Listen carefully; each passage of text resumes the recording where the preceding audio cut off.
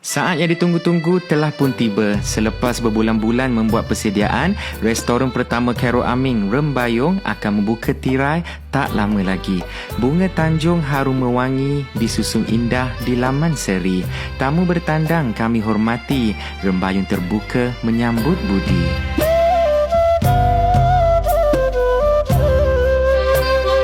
Bila tiba di Rembayung, anda akan disajikan dengan juadah kampung yang menggamit memori.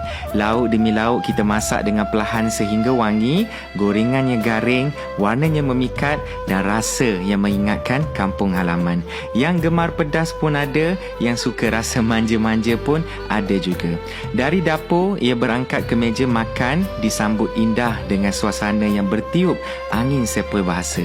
Jadi bawalah semua keluarga dan kenalan anda datang ke sini. Di Rembayung, kita tak ada bilik VIP. Semua dijemput menjamu selera bersama-sama untuk kita hidupkan rasa meriah suasana kampung itu.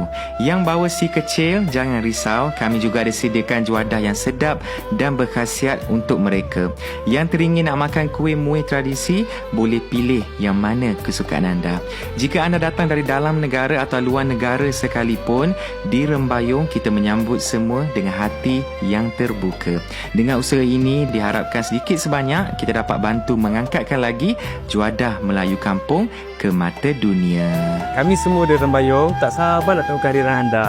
Som nom krom krusa nengnya skor knia teng macam knia nanti ni.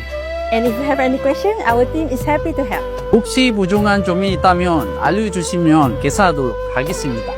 ندعوكم لاستمتاع بتجربة طعام مميزة في أجواء القرية الماليزية.